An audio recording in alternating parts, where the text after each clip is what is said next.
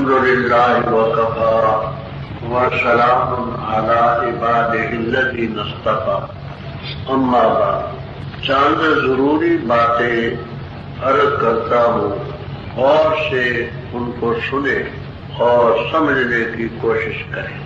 قرآن کریم اللہ تعالیٰ کی آسمانی کتابوں میں آخری اور مکمل کتاب ہے۔ اللہ تعالیٰ کے فضل و کرم سے یہی قرآن کریم لوح محفوظ میں تھا، یہی قرآن کریم حضرت صلی اللہ تعالیٰ علیہ وسلم کی زبان سے جاری ہوا، اور یہ قرآن کریم ہمارے پاس موجود ہے۔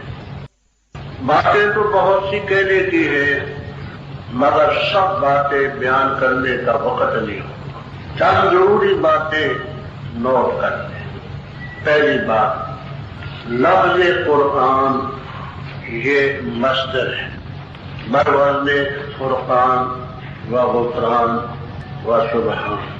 علماء عربیت کا اس میں اختلاف ہے کہ اس کا مجرد مادہ کیا ہے۔ بات فرماتے ہیں اس کا مجرد مادہ قرن یقرن ہے۔ قرن یقرن کے معنی جوڑنا، ملانا، کبھی فاعل کے معنی میں آتے ہیں، کبھی مفعول کے معنی میں آتا ہے، تو یہ مبنی للمفعول ہے۔ تو قرآن کے معنی مقرون، مقرون بعضہ ببعض، بعض کو بعض کے ساتھ جوڑا گیا، مضمون مضمون کے ساتھ، صورت صورت کے ساتھ، دعویٰ دلیل کے ساتھ، جنت تک کا ذکر دوزخ کے ساتھ، مومنین کا کافروں کے ساتھ۔ تو لفظ قرآن قرن یقرن مجرد مادہ ہے بمعنی مقرون کے۔ دوسرے حضرات فرماتے ہیں کہ نہیں، اس کا مجرد ہے قرأ یقرأ فتح، اور مبنی للمفعول ہے، معنی یہ ہے مقرون، پڑھی ہوئی کتاب، یعنی جو کتاب دنیا میں پڑھی جاتی ہے سب سے زیادہ وہ یہی ہے، اور پڑھے جانے کے قابل بھی یہی ہے۔ لفظ قرآن کا اب اس قرآن کریم کے متعلق کچھ آداب ہیں، ان کو محفوظ رکھنا ہے۔ پہلا ادب تو یہ ہے، اللہ تبارک و تعالیٰ کا ارشاد ہے وَإِذَا قَرَأْتَ الْقُرْآنَ فَاسْتَعِذْ بِاللَّهِ مِنَ الشَّيْطَانِ الرَّجِيمِ۔ اذا قرأت ہے اذا اردت ان تقرأ، کشاف، بیضاوی، ابو سعود وغیرہ۔ جب تم ارادہ کرو قرآن کریم کے پڑھنے کا تو اعوذ باللہ من الشیطان الرجیم پڑھا، اس لیے کہ کوئی بھی نیک کام ہو شیطان اس میں رکاوٹ ڈالتا ہے، کیونکہ ہمیں نظر نہیں آتا، اس لیے اللہ تعالیٰ کی مدد سے پناہ لیتے کہ اعوذ باللہ من الشیطان الرجیم، میں پناہ لیتا ہوں اللہ تعالیٰ کی مدد لے کر شیطان سے جو مردود ہے۔ تو قرآن کریم کے پڑھنے کے آداب میں اعوذ باللہ من الشیطان الرجیم پڑھنا۔ حدیث ہے ابو داؤد میں، نسائی میں، مسند احمد میں، موارد الظمآن وغیرہ میں کہ کل امر ذی بال، ہر وہ کام جو اچھا ہو، شان والا ہو، درجے والا ہو، اس کو نہ شروع کیا جائے فی روایت بے بسم اللہ الرحمن الرحیم، یہ روایت بے حمد اللہ کے لفظ بھی، بے ذکر اللہ کے بھی، اور بے بسم اللہ الرحمن الرحیم کے لفظ بھی۔ امام نووی رحمہ اللہ تعالی شرح مسلم میں اس روایت کو بیان کر کے فرماتے جید کھری سند کے ساتھ، تو جو اچھا کام ہو اس کو شروع کرنے سے پہلے بسم اللہ بھی پڑھنی چاہیے، بسم اللہ الرحمن الرحیم، کیونکہ اعوذ باللہ کا پڑھنا قرآن سے ثابت ہے، قرآن قطعی ہے اور اس کا حق بھی مقدم ہے، تو اس لیے اعوذ باللہ پہلے ہونی چاہیے۔ بسم اللہ الرحمن الرحیم کا ثبوت حدیث سے ہے جو خبر واحد ہے، اور حدیث کا درجہ قرآن پاک کے بعد ہے، لہذا پاک کو بسم اللہ، پہلے اعوذ باللہ من الشیطان الرجیم، پھر بسم اللہ الرحمن الرحیم۔ اور ویسے بھی سلب کا مقام ایجاب سے پہلے ہے، پہلے لا الہ ہے پھر الا اللہ ہے۔ اعوذ باللہ میں پناہ لینی جو سلب کے درجے میں ہے، اور بسم اللہ الرحمن الرحیم میں رب تعالیٰ کی ذات سے استعانت کرنی ہے تو اس بات کے معنی میں تو قرآن کریم کے آداب میں سے یہ ادب ہے کہ اعوذ باللہ پڑھیں پھر بسم اللہ پڑھیں۔ علامہ شامی رحمہ اللہ تعالیٰ لکھتے ہیں کہ سب کتابوں میں بسم اللہ پڑھیں اور باقی کتابوں میں اور اندر استاد اعوذ باللہ قرآن کے علاوہ کسی میں نہ پڑھیں۔ قرآن میں تو پڑھنا ہے، نص سے ثابت ہے۔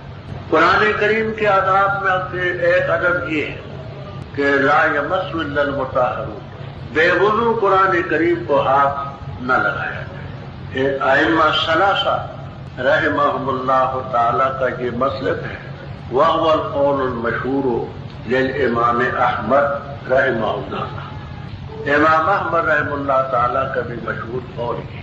وہ ائمہ اربعہ رحمہم اللہ تعالی اس کے قائل ہیں کہ بے وضو قرآن کریم کو ہاتھ نہیں لگانا، پڑھنے کی اجازت ہے عند القرب۔ زبانی قرآن کریم پڑھنا چاہے تو بے وضو پڑھ سکتا ہے، کوئی پابندی نہیں۔ جنبی نہیں پڑھ سکتا، حائض اور نفسا نہیں پڑھ سکتے، باقی قرآن کریم بے وضو پڑھ سکتے، ہاتھ نہیں لگا سکتے۔ اس لیے انسان ہے، اگر وضو ٹوٹ جائے تو اپنے ساتھی کو اشارہ کر دے کہ بھائی قرآن پاک کو بند کر دینا اور بے وضو ہاتھ نہ لگا۔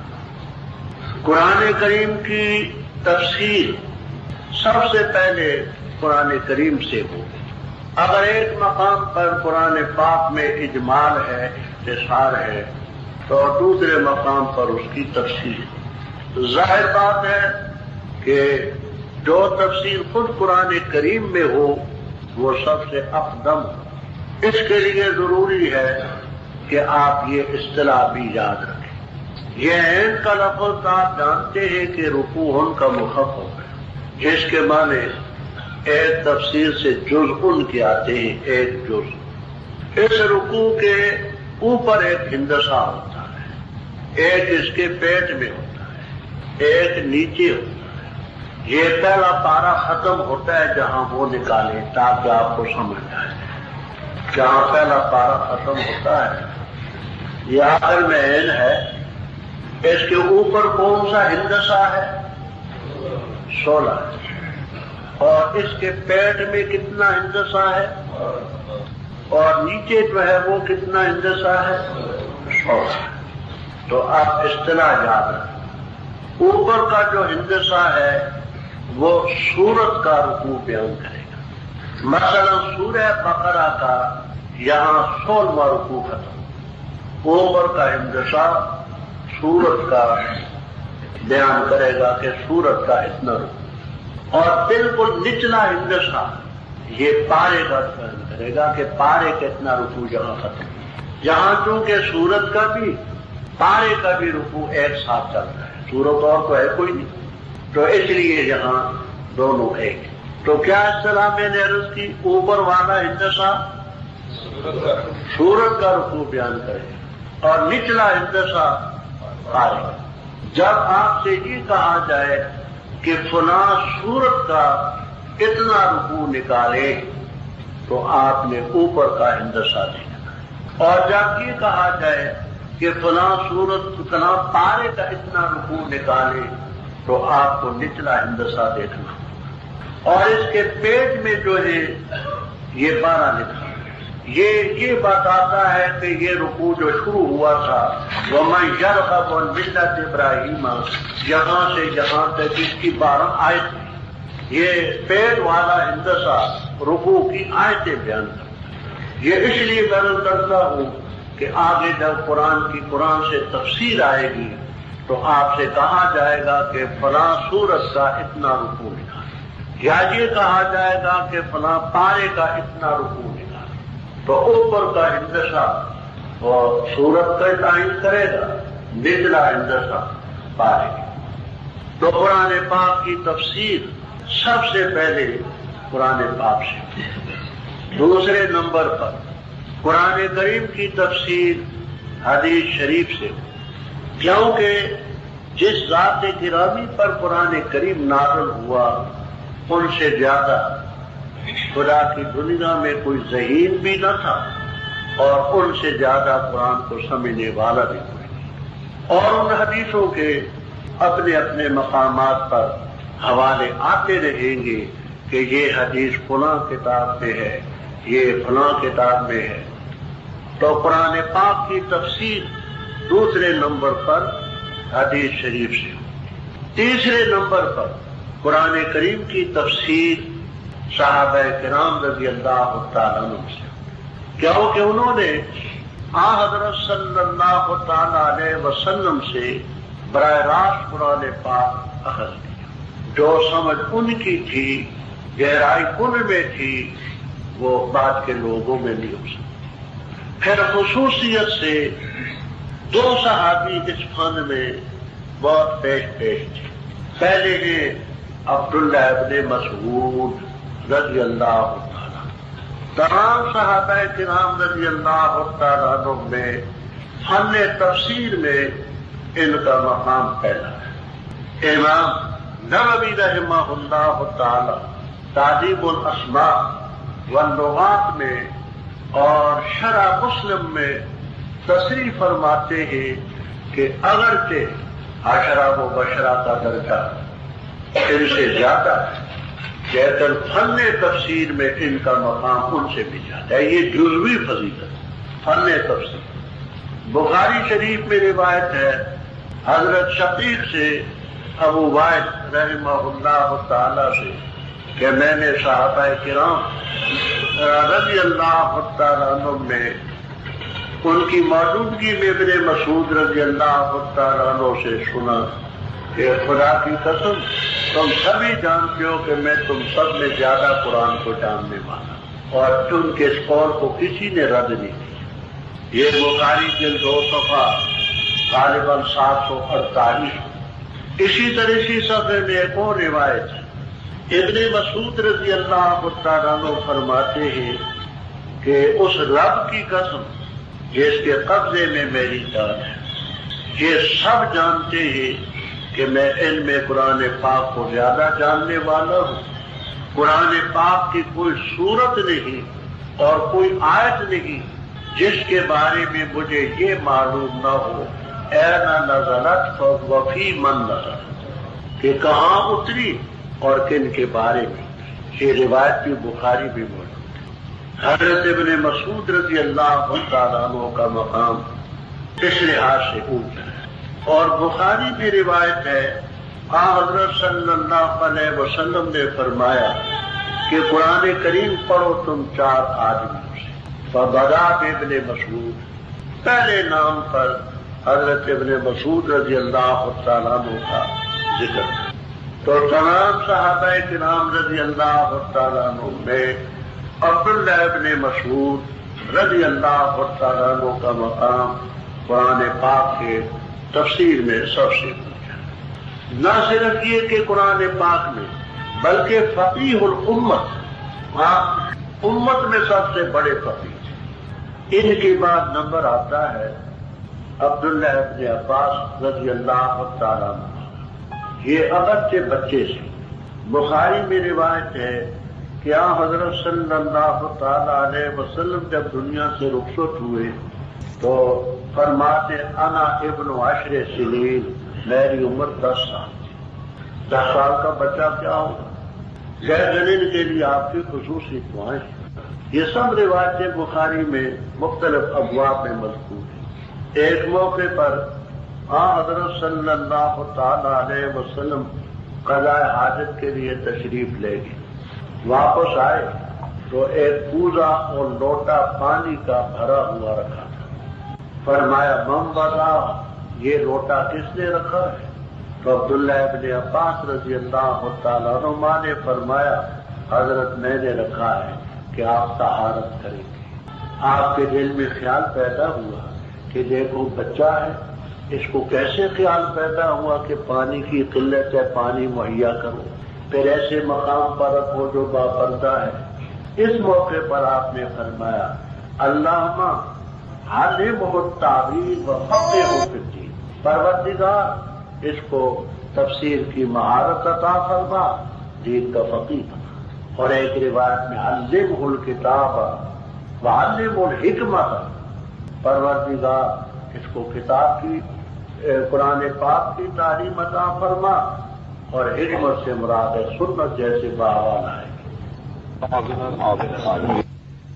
دعا کی برکت سے ابن مسعود کے بعد رضی اللہ تعالیٰ عنہ کے بعد ابن عباس رضی اللہ تعالیٰ عنہ کا مقام، حبر الامہ، ترجمان القرآن۔ اس کے علاوہ بقیہ صحابہ کرام رضی اللہ تعالیٰ عنہ کی تفسیریں اپنے اپنے مقام پر آتی رہیں گی کہ یہ فلاں صحابی کی تفسیر ہے، فلاں کتاب میں ہے، فلاں میں ہے۔ چوتھے نمبر پر تابعین کی تفسیریں جنہوں نے حضرات صحابہ کرام رضی اللہ تعالیٰ عنہ سے علوم حاصل کی، ان میں حضرت حسن بصری، ابن سیرین، ضحاک ابن مزاحم اور حضرات اپنے اپنے مقام پر ان کے نام آتے رہیں گے رحمہ اللہ۔ پانچویں نمبر پر پھر تبع تابعین، یہ خیر القرون کا دور ہے، صحابہ کرام، پھر تابعین، پھر تبع تابعین۔ اس کے بعد پھر جو تفسیر آئے گی تو اس میں متقدمین کے حوالے آپ سنیں گے کہ یہ ابن جریر طبری میں ہے، یہ اندلسی میں ہے، یہ فلاں میں ہے۔ تو ان حضرات کی دینی طور پر بڑی خدمت۔ یہ دعویٰ کرنا کہ ہم قرآن کریم کو ان کے بغیر خود سمجھ سکتے ہیں، یہ پلے دردے کی نانا لوگ ان حضرات نے بڑی خدمات کی۔ تو یہ تفسیر کے متعلق میں نے بات عرض کی کہ اس ترتیب سے تفسیر، اس میں اختلاف ہے کہ قرآن پاک میں کوئی ربط بھی ہے یا نہیں۔ مفسرین کرام رحمہم اللہ تعالی کا ایک طبقہ کہتا ہے کہ قرآن کریم میں کوئی ربط نہیں، یہ شرعی حکم ہے۔ بادشاہ وزیر داخلہ کو حکم دے گا تم یہ کرو، وزیر خارجہ کو حکم دے گا تم یہ کرو، وزیر مالیات کو حکم دے گا تم یہ کرو، اپنے مطبخ خانے کے انچارج کو حکم دے گا تم یہ کرو، دوسرے دھوبی کو کہے گا تم کپڑے سمجھانے کے لیے ہے۔ تو بادشاہ ان لوگوں کے حالات کے مناسب ان کو حکم دے، اب ان میں کسی ربط کی ضرورت نہیں کہ وزیر خارجہ کو پہلے کیوں کہا، وزیر داخلہ کو کیوں کہا، یہ فوج جی کو کیوں کہا، یہ اس کو کیوں کہا۔ شاہی حکم ہے، کہیں ہوگا تو نماز قائم کرو، کہیں ہوگا جہاد کرو، کہیں ہوگا والدین کی اطاعت کرو، شاہی۔ دوسرا طبقہ کہتا ہے کہ بے شک شاہی حکم ہے لیکن اس کے ساتھ ربط بھی ہے۔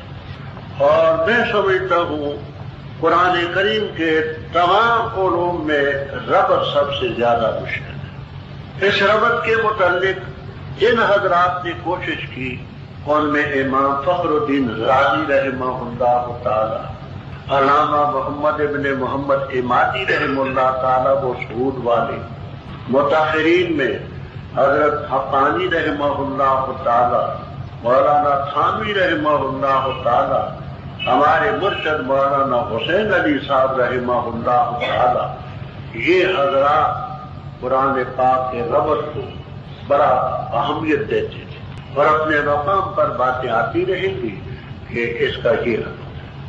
قرآن کریم کی تفسیر میں ہم ان مسائل کو نہیں چھیڑیں گے جو فری مسائل کہلاتے ہیں، کیونکہ اتنا وقت نہیں ہوتا۔ اب یہاں ہم یہ شروع کریں کہ امام کے پیچھے سورہ فاتحہ پڑھنی ہے یا نہیں پڑھنی، امین جہر کے ساتھ ہے یا سر کے ساتھ ہے، تو پھر تو مہینہ سے بھی گزر جائے گا۔ الحمدللہ قرآن پاک میں کوئی مشکل ترکیب، کوئی سیرہ، کوئی ربط، اہم شان نزول، کوئی ایسا اہم مسئلہ انشاءاللہ العزیز نہ چھوٹے گا۔ باقی انسان ہے، بعض دفعہ کسی چیز کی طرف توجہ نہیں ہوتی۔ اب ہمارا طریق یہ ہے کہ ابھی تو حضرات آ رہے ہیں، پہلا دن ہے اور بھیڑ ہوگی وفاق کے امتحان کے بعد، پھر یہ جگہ بھی نہیں ہوگی جہاں جگہ نہیں ہوتی۔ کوئی وسیع جگہ میں انتظام کرنا ہوتا ہے، پھر وفات کے امتحان کے بعد پھر خاصی بھیڑ ہوتی ہے، اس وقت تک ہم آہستہ آہستہ چلتے ہیں۔ آج مثلا سورہ فاتح ہوگی، کل ایک پاؤ ہو جائے گا، پرسوں ایک پاؤ ہوگا، تو ایک پارا یا کم و بیش یہ اس وقت تک ہوگا۔ آگے ان کے آنے کے بعد روزانہ ایک پارا ہوا کرے گا انشاءاللہ۔ اس کی وجہ یہ ہے کہ پھر رمضان شریف میں ایک پارا ہونا مشکل ہو، یہاں 4، 4.5، 5 گھنٹے بھی مسلسل بیٹھنا پڑتا ہے، تو ظاہر بات ہے کہ روزے میں تو اتنے اس عمر میں تب بولا نہیں جا سکتا۔ اس لیے ہماری یہ کوشش ہوتی ہے کہ 20 پارے کے لگ بھگ یہ شعبان میں ہو جائے، پھر آگے رمضان میں آدھا پارا، کبھی پون پارا۔ اس کے ساتھ ہماری یہ کوشش بھی ہوتی ہے کہ امتحانوں کے بعد پھر دور دراز سے بھی حضرات آتے، گزشتہ سال بھی انڈیا سے آئے تھے، بنگال سے آئے تھے، دارالعلوم دیوبند سے آئے تھے، تو ان حضرات نے کیونکہ جانا بھی ہوتا ہے، دور دراز کے لوگ ہیں، تو ہماری کوشش یہ ہوتی ہے کہ 20 رمضان، 21، 22 اس کے لگ بھگ قرآن کریم ختم ہو جائے گا، تاکہ جن حضرات نے دور دراز جانا ہے وہ عید کے موقع پر پہنچ سکے۔ پھر عین عید کے دنوں میں رش اور بھیڑ بھی زیادہ ہوتی ہے، پھر چلنے میں جانے میں دقت بھی پیش آتی ہے، تو یہ تمام مجبوریاں ہمارے پیش نظر ہیں۔ اس میں ایک گزارش یہ عرض کر دوں کہ علم کی ہم قدر کرتے ہیں اور خوشی بھی ہوتی ہے، لیکن رکے وغیرہ میں نہیں لیتا۔ وجہ اس کی یہ ہے کہ اس قدر سے لوگ بیٹھتے ہیں کہ وہ سارا وقت انہیں بھی لگ جاتا ہے۔ ہاں، ایک شرط سے میں ہمیشہ یہ شرط لگاتا ہوں کہ آپ کے 50 رکوع کا میں جواب دے دیا کروں گے انشاءاللہ، پر شرط یہ ہے کہ آخر رمضان تک مشکل میں 2 پارے ہوں، یعنی رکے بازی بھی ہو، ان کے جوابات بھی ہو، مشکل سے 2 پارے ہوں، اور یہ کہے کہ وہ بھی ہو اور یہ بھی ہو تو 2 کام نہیں کر سکتے۔ بالکل واضح بات، ویسے رکوع سے گھبراتا نہیں، الحمدللہ مجھے 52 سال 50 سال الحمدللہ پڑھاتے ہوئے خوشی ہوتی ہے۔ بعض دفعہ کوئی اچھی کام کی بات بھی پوچھتا ہے، لیکن وقت نہیں کہ ان رکوع کا بھی جواب دو، اپنا کام بھی پورا کرو ایک پارا، تو یہ بہت مشکل ہے۔ اس لیے اس بات کو ملحوظ رکھیں۔ بسم اللہ الرحمن الرحیم۔ یہاں ملحدوں نے اعتراض کیا ہے، اور ان ملحدین میں اس دور میں سر فہرست ہے دیانند سرسوتی۔ دیانند سرسوتی یہ آریہ سماج کا لیڈر تھا، جس کی سرکوبی کے لیے اللہ تعالیٰ نے حضرت مولانا محمد قاسم نانوتوی رحمہ اللہ تعالی، مولانا شیخ الہند رحمہ اللہ تعالی کو قائم کیا۔ وہ بیٹری لانے گیا ہے، وہ آج نیا دن تھا، وہ تو اعتراض کرنے والوں نے اس دور میں سر دیانند سرسوتی آریہ سماج کا لیڈر تھا، جس نے کتاب لکھی ہے ستیارت پرکاش۔ ستیارت پرکاش اس کا 14واں باب قرآن کریم پر اعتراضات کے لیے باب ہے، اور ہمارے اس کے جوابات بھی دیے۔ وہ کہتا ہے کہ قرآن کریم اللہ کا کلام نہیں، اگر اللہ تعالیٰ کا کلام ہوتا تو بسم اللہ الرحمن الرحیم سے نہ شروع، کوئی اور ہوتا۔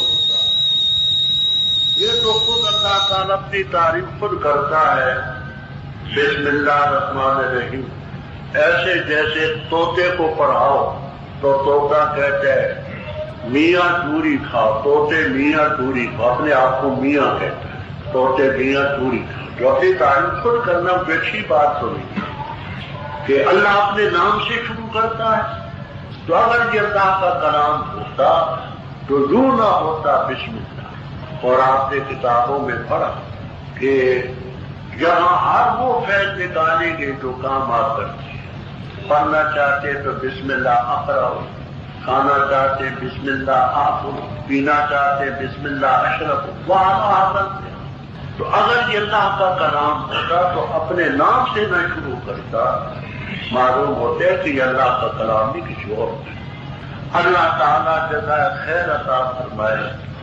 مفسرین کرام رحمہم اللہ تعالیٰ کو قدرسی رحم اللہ تعالیٰ البحر المحیط میں، آلوسی رحم اللہ تعالیٰ روح المعانی میں، بیضاوی رحم اللہ تعالیٰ اسرار التنزیل میں فرماتے ہیں مقول علی السنۃ العباد بسم اللہ الرحمن الرحیم. مقول علی السنۃ العباد یعنی بندوں کو یہ سبق دینا ہے، یعنی کہ خود اپنی تعریف تم یوں کہو بسم اللہ الرحمن الرحیم. اس کی مثال ایسی سمجھے کہ جیسے ایک استاد اپنے شاگردوں کو عرضی اور درخواست لکھنے کا طریقہ بتاتا ہے کہ بیٹا جب تم نے عرضی لکھنی ہو، درخواست دینی ہو تو یوں لکھو بخدمت جناب استاد محترم. تو یہ استاد محترم میاں مٹھو نہیں بن رہا بلکہ اس کو سبق دے رہا. تو اسی طرح اللہ تعالیٰ نے عباد کو سبق دیا. مقول علی السنۃ العباد بسم اللہ الرحمن الرحیم. نام اس کا سورۃ الفاتحہ. سورۃ الفاتحہ بھی ہے، ام الکتاب بھی ہے، ام القرآن بھی ہے، سورۃ الکافیہ بھی ہے، واقعہ بھی ہے، کنز بھی ہے، سورۃ السوال بھی ہے، سورۃ المسئلہ بھی ہے. متعدد نام ہے. اور یوں سمجھیے کہ جب آدمی کسی سے کچھ مانگنا چاہتا ہے تو تین چیزیں مربوط ہوتی ہیں. کسی سے سوال کرنا ہوتا ہے تو اس میں تین چیزیں مربوط ہوتی ہیں. پہلی چیز یہ ہوتی ہے کہ اس کی تعریف کرتے ہیں. آپ بڑے سخی ہیں، بڑے ہمدرد ہیں، بڑے خیر خواہ ہیں، اس کی تعریف. پھر اپنا ربط بتاتے ہیں کہ حضرت ہم آپ کے سائے میں تو رہتے، آپ کے پاس نہ تو کس کے پاس جائیں. پھر آگے اپنا مطلب بیان کیا جاتا ہے کہ میں اس مقصد کے لیے. اس میں پہلے رب تعالیٰ کی تعریف ہے، الحمدللہ رب العالمین الرحمن الرحیم مالک یوم الدین. اللہ تعالیٰ کی تعریف. آگے اپنا اور رب تعالیٰ کا ربط، ایاک نعبد و ایاک نستعین. ہم کہہ رہے ہیں کہاں جائیں؟ سوال آگے اہدنا الصراط المستقیم یہ مانگا. تو پہلے اس کی تعریف، پھر اپنا ربط، پھر آگے مقصد. الحمدوں کے متعلق وہ بات سے ہم یہاں نہیں کرتے. رحمان استغراق کے لیے، جنس کے لیے، آج کے لیے، حمد کے کیا معنی، وہ باتیں بڑی طویل ہوں. یہاں موٹی موٹی باتیں ہوں. سب تعریف اللہ تعالیٰ کے لیے جو تمام جہانوں کا پروردگار ہے. عالمین میں عالم انس ہے، عالم جن ہے، عالم الملائکہ ہے، اور عالم کا لفظ یہ آنے کا صیغہ ہے ما یعلم بھی، جیسے خاتم آنے کا صیغہ ہے ما یختم بھی، جس کے ساتھ مہر لگائی جائے. تو یہ چیزیں جو ہے اللہ تعالیٰ کی قدرت اور اس کے وجود کی نشانی ہے. الرحمن الرحیم. شاہ عبدالعزیز صاحب رحمہ اللہ تعالیٰ فرماتے ہیں کہ رحمان اس کو کہتے ہیں کہ بن مانگے دے بغیر مانگے. رحیم وہ ہے جو مانگنے کے ساتھ. اللہ تعالیٰ نے جو نعمتیں ہمیں دی ہیں بے شمار ایسی ہم نے نہیں مانگی. ہمیں اس وقت سمجھ ہی نہ تھی کہ ہم زبان مانگے، آنکھیں مانگے، کان مانگے، ہاتھ مانگے، انگلیاں مانگے، پاؤں مانگے، کوئی سمجھ نہ. یہ رب نے بن مانگے. ہاتھ بھی دیے، پاؤں بھی دیے، آنکھیں بھی دی، سر بھی دیا، ٹانگیں بھی دی، انگلیاں بھی دی، سب. اور کئی چیزیں مانگ کر رب تعالیٰ سے لیتے. وہ مالک یوم الدین، بدلے کے دن کا مالک ہے. آج بھی وہ مالک ہے، لیکن آج کہنے والے کہتے میرا ملک، میری حکومت، میری سلطنت، میری بات. اس میری تیری نے تو لوگوں کا بیڑا گرک کر دیا۔ وہاں ارشاد ہوگا لمن الملک اليوم، کس کے لیے ہے ملک آج کے لیے؟ کوئی نہیں بولے گا، نہ کوئی عربی نہ کوئی اجمی، نہ یورپ والا نہ پچھم والا۔ للہ الواحد القہار، اکیلے رب کے۔ تو آج دعوے دار اور بھی ہیں، وہاں کوئی دعویٰ نہیں کرے گا، وہ مالک ہی ہے۔ یہ رب تعالیٰ کی صفت، اس کی حمد، اس کی تعریف۔ اب آگے رب ایاک نعبد، یہ نعبد و فعل ہے، ایاک اس کا معمول ہے، مفعول ہے۔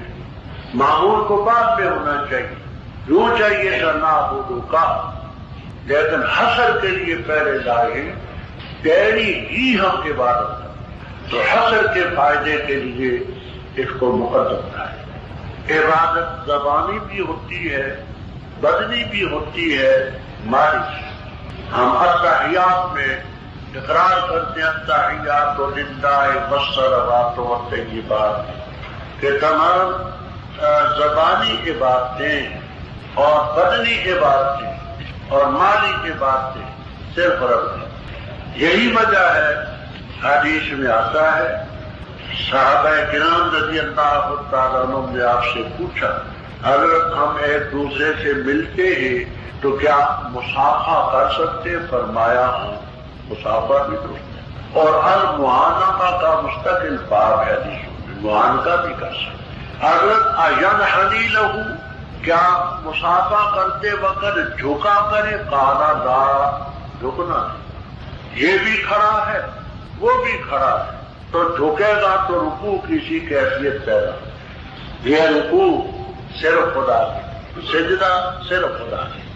ہاں ایک ہے جھکنا بامر مجبوری، وہ یہ کہ مثلا میں بیٹھا ہوا ہوں، کوئی آ کر کے مجھ سے ملنا چاہتا ہے، وہ کھڑا ہے تو جھکے گا۔ میں لیٹا ہوا ہوں، وہ ملے گا تو جھکے گا۔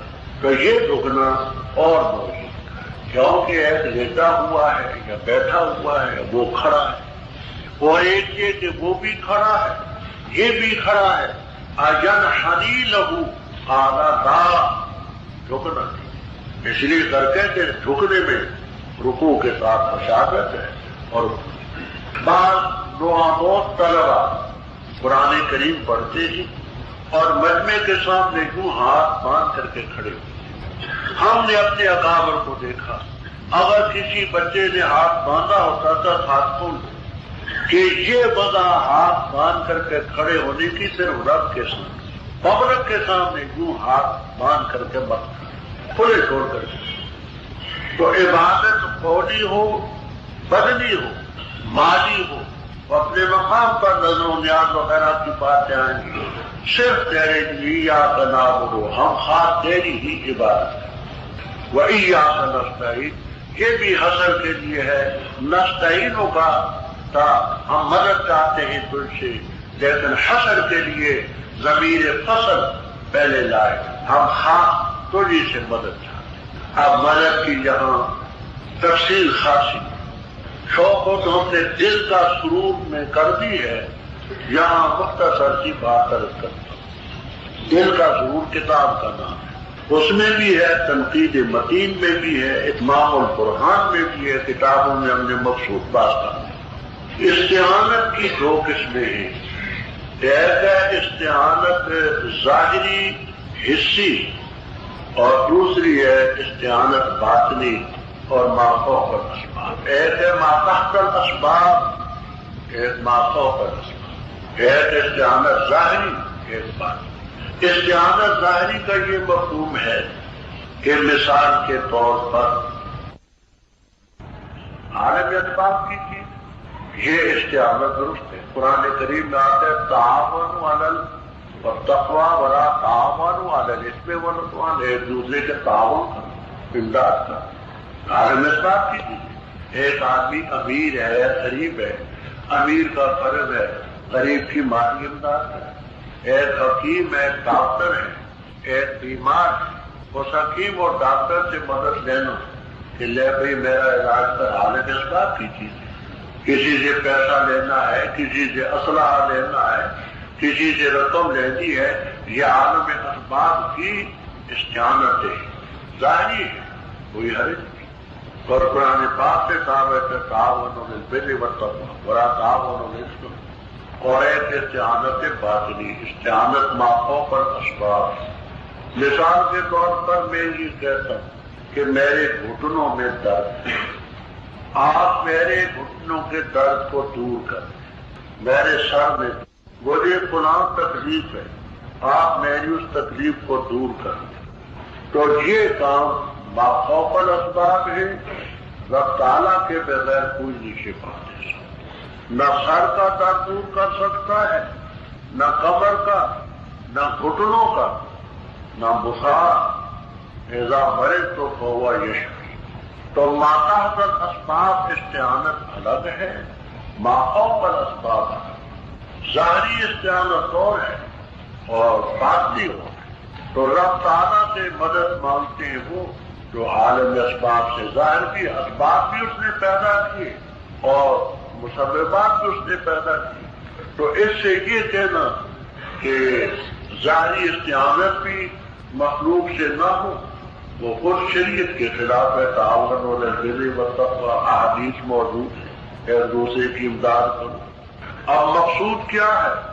مقصود ہے اہدنا الصراط المستقیم، پروردگار ہمیں چلا سیدھے راستے۔ یہاں بھی ملحدوں نے اعتراض کیا، کہتے ہیں کہ نمازی 50 سال تک نمازیں پڑھتے ہیں، 60 سال، 70 سال، 80 سال، 90 سال، اور کہتے ہیں ہمیں راستہ بتا، صراط مستقیم بتا۔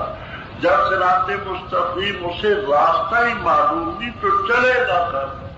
انہوں نے اس مقام پر ہدایت سے اراد و طریق کا مانا کہ اللہ ہمیں راستہ بتا، تو راستہ بھی تمہیں پتہ ہی نہیں چلا 100 سال تک، مرتے دم تک، تو چلو کس پر؟ اللہ تعالیٰ جزائے خیر عطا فرمائے۔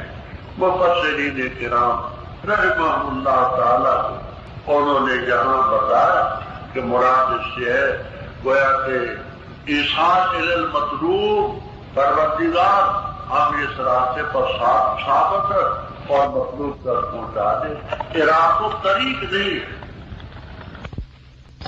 دے کہ ذرا اس کے حرف بڑے بڑے ہوں۔ آپ کو معلوم ہے میں بوڑھا آدمی ہوں، اس کے باریک حرف نظر نہیں آتے اچھی طرح سے، جنہیں آج تو ہو گئے، کل سے انشاءاللہ زندگی رہی۔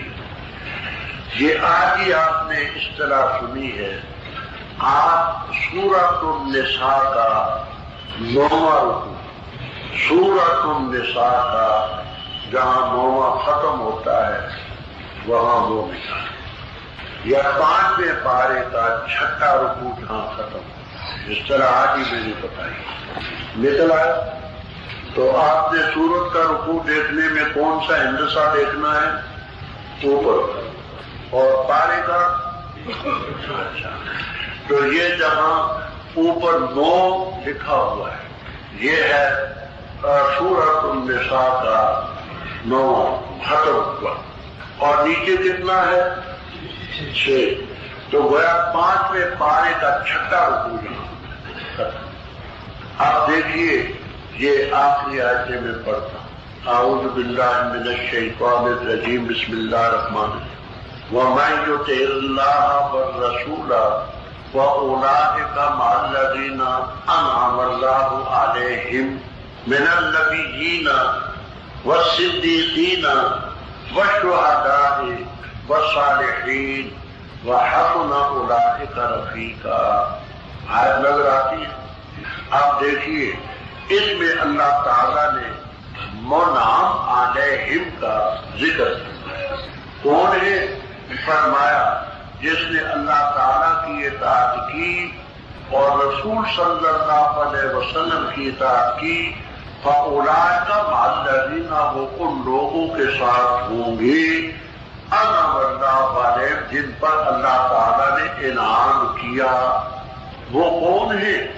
میں ان کا بیان ہے، من النبیین، پہلے درجے میں نبی، والصدیقین، آپ کی تصدیق کرنے والے، والشہداء، اللہ تعالیٰ کے راستے میں شہید ہونے والے، والصالحین اور نیک لوگ۔ یہ اللہ تعالیٰ نے خود انعمت علیہم علیہم کی تفسیر کی کہ منعم علیہم یہ چار۔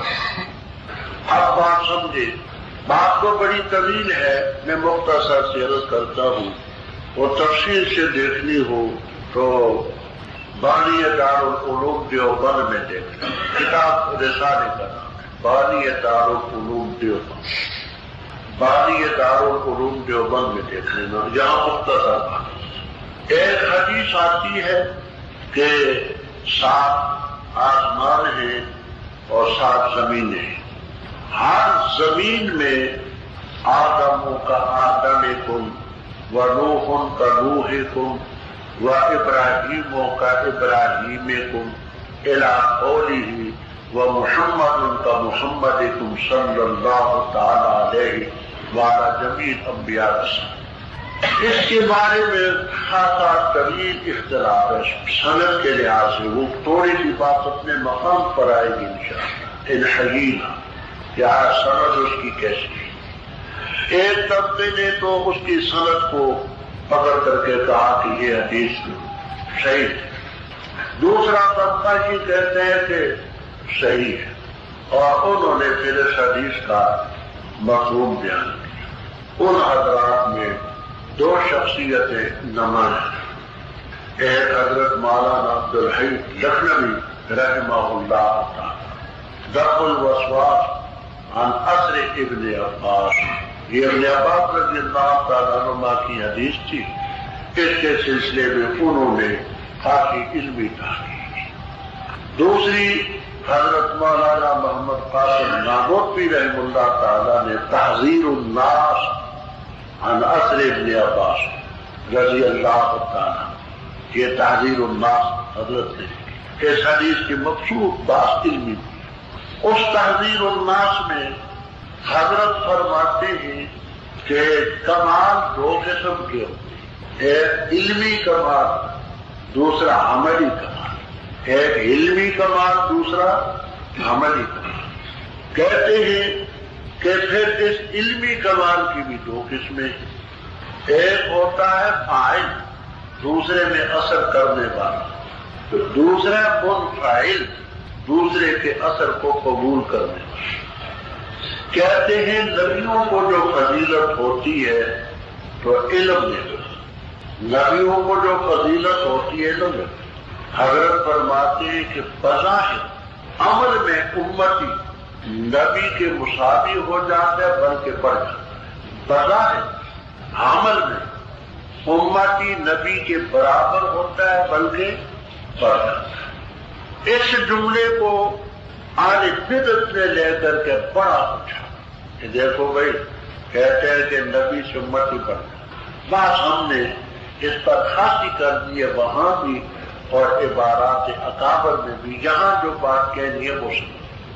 معراج کی رات 5 نمازیں فرض، معراج کی رات 5 نمازیں فرض، معراج کے سن میں ہوا، راجح قول یہ کہ سن 11 نبوت ہجرت نہ 11 12 13 3 سال آپ مکہ مکرمہ میں پڑھے، 10 سال آپ نے مدینہ طیبہ میں پڑھی نمازیں، تو آپ نے فرضی نمازیں کتنے عرصے پڑھی؟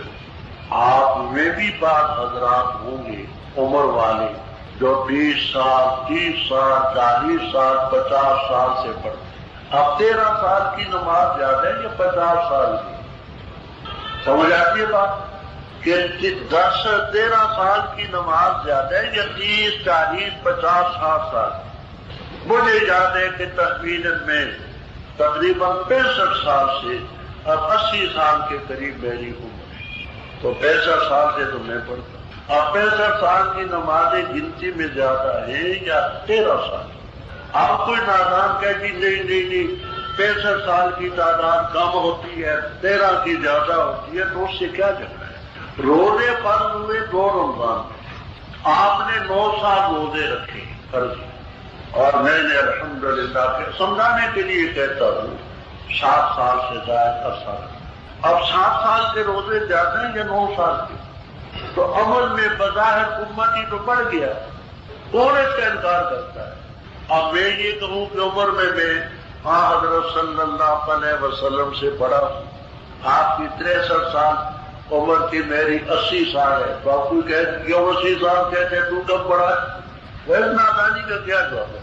دم کے کام تو بظاہر عمل میں امتی نبی کے مساوی بھی ہو سکتا ہے اور بڑھ بھی سکتا ہے، لیکن ہمارا اور ہمارے اکابر کا یہ پختہ عقیدہ ہے کہ نبی صلی اللہ علیہ وسلم کی ایک عبادت ترازو کے ایک پلڑے پہ رکھی جائے، ساری امت کی تمام عبادتیں ترازو کے دوسرے پلڑے پر رکھی جائے، آپ کی ایک عبادت ہے جس اخلاص کے ساتھ جو علمی وسعت ہے، جس اخلاص کے ساتھ آپ نے کی وہ کسی اور کو حاصل، اور امت بھی ابو بکر صدیق رضی اللہ تعالیٰ عنہ سے لے کر آخری امتی تک جو ہو سکتا ہے، ان تمام امتیوں کی تمام عبادتیں ترازو کے ایک پلڑے پر، آپ کی ایک عبادت ایک پلڑے پر حقوق ہے، بات سمجھ آتی ہے؟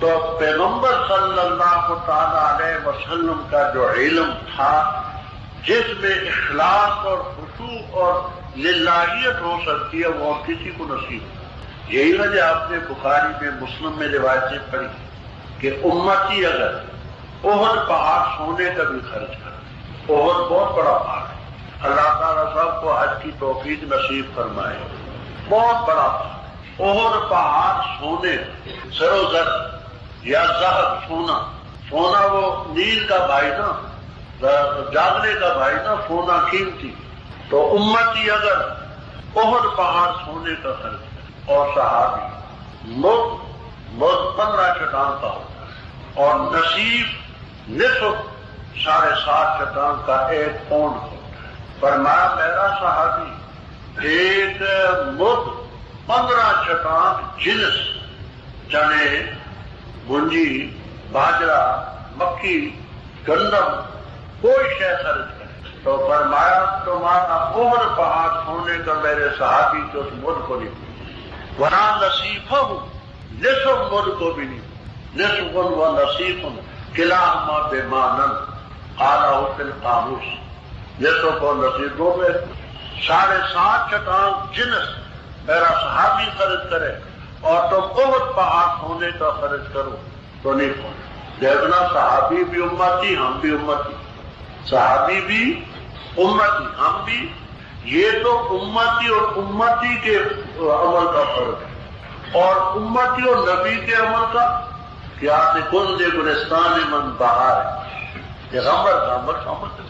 تو حضرت ناموت بھی رحمہ اللہ تعالیٰ فرماتے ہیں کہ کمالات 2 قسم کے، ایک علمی، دوسرا عمل۔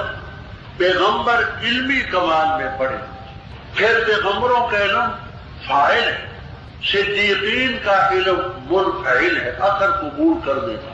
یہ 2 صفتیں ہیں علمی کمال میں، ایک فاعل کی، دوسری منفعل کی، ایک مؤثر، دوسری متاثر، اور دوسرا کمال کا عمل۔ عمل کے کمال میں بھی 2 چیزیں، ایک ہے فاعل ہونا، ایک منفعل۔ شہداء میں یہ عمل ہے اور یہ فاعل ہے، کیا کرتے ہیں؟ ان اللہ اشتری من المؤمنین انفسهم بان لهم الجنہ، آگے یقاتلون فی سبیل اللہ، اللہ کے راستے میں لڑتے ہیں، قتل کرتے اور قتل کیے جاتے ہیں، پہلے قتل کرتے پھر مرتے، بغیر قتل کیے نہیں مرتے۔ یقاتلون فی سبیل اللہ یقتلون، پہلے یقتلون ہے، پہلے نہ یقتلون میں آنا، پہلے قتل کر پھر اس کے بعد یقتلون کی بات ہے۔ تو یہ عمل وہ ہے جو اصل ہے، اور دوسرا ہے متاثر منفعل، وہ صالحین۔ تو یہ 4 قسم کے ہیں منعم علیہم، نبی، صدیق، شہداء، صالحین۔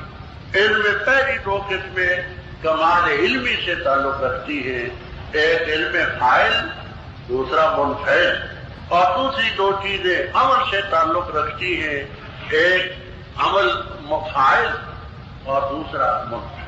یہ 4 قسم کے لوگ ہیں جن پر اللہ تعالیٰ نے انعام کیا ان کے نام غیر المغضوب علیہم ان لوگوں کا راستہ نہ ہو جن پر غضب کیا گیا اور نہ گمراہ۔ ترمذی، ابو داؤد، طیالسی، مسند احمد وغیرہ حدیث کی کتابوں میں روایت موجود ہے، اور زیادہ بسط سے روایتیں تفسیر در منصور میں منقول ہیں کہ حضرت صلی اللہ علیہ وسلم نے مغضوب علیہم کا مصداق یہود کو قرار دیا اور ظالم کا مصداق آپ نے نصارہ کو۔ وجہ یہ بیان کرتے ہیں راضی رحم اللہ تعالی وغیرہ کہ راستہ جو انسان چھوڑتا ہے تو اس کی دو ہی ٹوٹتے ہیں عقلی طور۔ ایک یہ کہ غلط فہمی کا شکار ہو کر کے چھوڑے، ایک یہ کہ قصداً و ارادتاً غلط راستے پر چلے۔ یہود علم رکھتے تھے، حق کو جانتے تھے، یعرفونہ کما یعرفون ابناءہم، جان بوجھ کر کے وہ غلط راستے پر چلے۔ وہ مغضوب علیہم کا مصداق۔ نصارہ میں اتنا علم نہ تھا، وہ غلط فہمی کا شکار ہو کر کے غلط راستے پر۔ لیکن یہ گمراہی ایک ایسی چیز ہے کہ زہر سم العاقل، اگر کوئی کھان سمجھ کر کے پھونکے گا پھر مرے، اس کو اگر زہر سمجھ کر کے کرے گا پھر۔ اصول دین میں غلطی معاف، فروع دین کا مسئلہ نہیں۔ اصول دین میں ہیلا دانستہ کوئی غلط راستے پر چلے تو غلط فہمی کا شکار ہو کر کے چلے تو کسی صورت میں اس کو معافی نہیں۔ تو مغضوب علیہم کا مصداق حضرت صلی اللہ علیہ وسلم نے یہود کو قرار دیا اور ظالم کا مصداق آپ نے نصارہ۔ آمین قرآن میں نہیں لکھا، محض اس لیے کہ کوئی نادان اس کو قرآن سے نہ سمجھ لے، ویسے پڑھنا ہے محض اس کے کہ پروردگار ہماری دعا کو قبول۔ اب تو ایک بات اپنے پاس نوٹ کر لیں، میں وہ باقاعدے حروف دکھاتا ہوں تاکہ وہ آپ کے پیش نظر رہے۔ فن تفسیر ہر علم میں تین چیزیں ہوتی ہیں۔ ایک ہوتی ہے اس کی تعریف، علم کی تعریف، دوسرا ہوتا ہے علم کا موضوع، تیسری ہوتی ہے غرض و غایت۔ تو فن تفسیر کی تعریف کیا ہے، اس کا موضوع کیا ہے، اس کی غرض کیا ہے، یہ آپ نوٹ کر لیں، آپ کو کام آئے۔ تفسیر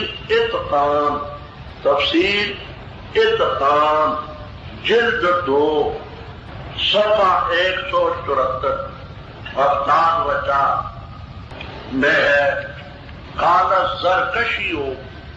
الزرکشی رحمہ اللہ تعالی التفسیر علم یبحث فیہ، التفسیر علم یبحث فیہ عن کیفیت النطق، التفسیر علم یفہم بہ، التفسیر علم یفہم بہ کتاب اللہ المنزل علی نبیہ محمد صلی اللہ تعالی علیہ وسلم وبیان معانیہ واستخراج احکامہ وحکمہ واستمداد ذلك من علم اللغة والنحو والتصریف وعلم البیان واصول الفقہ والقراءات ويحتاج لمعرفته اسباب النزول والناسخ والمنسوخ۔ یہ کوئی شاید سنا دیں کیا لکھ پایا میں؟ اتقان جلد 2 صفحہ 174 میں قال الزرکشی رحمہ اللہ تعالی التفسیر علم یفهم فيه کتاب اللہ المنزل على نبی محمد صلی اللہ تعالی علیہ وسلم وبیان معانیہ واستخراج احکامہ وحکمہ واستمداد ذلك من علم اللغة والنحو والتعريف والتصريف والبيان وأصول الفقه والقراءات ويختار المعرفة أسباب النزول والناسخ والمنسوخ. اب اس کا موضوع وموضوعه کلام اللہ تعالی وموضوعه کلام اللہ تعالی الذي هو ينبوع كل حکمت ومعدن كل فضیلہ. وموضوعه کلام اللہ تعالی الذي هو ينبوع كل حکمت ومعدن كل فضیلہ. مانا غیر کرتا اوپر دیکھیے زرکشی رحمہ اللہ تعالیٰ جن میں تفسیر کے تعریف یہ وہ ایسے علم ہے جیسے اللہ تعالیٰ کی کتاب جو اتاری گئی ہے حضرت نبی صلی اللہ علیہ وسلم پر اس کو سمجھا جائے اور اس کے معانی کا بیان کرنا اور احکام کا نکالنا استخراج کرنا وہ حکمت کی جمع دانائی کی باتوں کا استخراج کرنا اور مدد حاصل کرنی اس میں علم لغت سے، علم نحو سے، علم صرف سے، علم بیان سے، اصول فقہ سے اور قراءات سے. اور اس کی معرفت کے لیے اسباب نزول کی ضرورت بھی ہے اور ناسخ اور منسوخ کی. اور موضوع کہتے ہیں اللہ تعالیٰ کا کلام الذی ہوا جمبو کا معنی چشمہ یعنی جماعت، چشمہ ہے ہر دانائی ومعدن کل فضیلہ اور ہر فضیلت کی کان ہے وہ جیسے سونا چاندی دکھے. وغرضہ آگے لکھے وغرضہ هو الاعتصام بالعروة الوثقى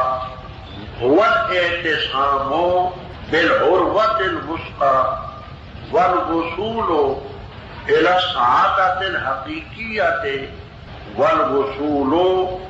السعادة الحقيقية التي لا تفنى.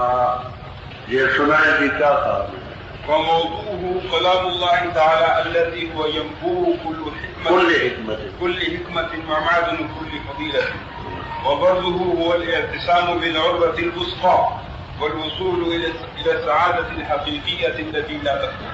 اور اس کی غرض یہ ہے اعتصام، مضبوطی سے پکڑنا مضبوط دستے کو اور اس سعادت حقیقیہ تک پہنچنا جو کبھی بھی فنا نہ ہوگی. یہ ہم نے علم تفسیر کی تاریخ بھی، اس کا موضوع بھی اور اس کے متعلق اس کی غرض بھی مختصر سی بیان کر دی. اب آپ اخلاص کے ساتھ دعا فرمائے اللہ تعالیٰ ہمیں اس نیک مقصد میں کامیابی نصیب فرمائے. معتمم صاحب صوفی عبدالحمید بیمار ہے، اس کی صحت کے لیے اور مرضى المسلمین کی صحت کے لیے دعا فرمائے. ہمارے ساتھی مولانا عبدالحکیم صاحب دنیا سے رخصت ہو گئے، ان کی مغفرت کے لیے دعا فرمائے. اور جو حضرات ہم سے جدا ہو گئے اللہ تعالیٰ جنت میں ان کے درجات بلند فرمائے. مغلوب عراقی مرد عورتیں بچے جو ظالمانہ کارروائی میں ان کا شکار ہوئے اللہ تعالیٰ سب کے درجات بلند فرمائے. اللہ تعالیٰ ہمیں اخلاص کے ساتھ علم دین حاصل کرنے کی توفیق عطا فرمائے اور اللہ تعالیٰ اپنی کتاب سمجھنے کی، اس کے مطابق عقیدہ رکھنے کی، عمل کرنے کی توفیق عطا فرمائے اور اس کو نشر اشاعت کرنے کی توفیق عطا فرمائے. وصلی اللہ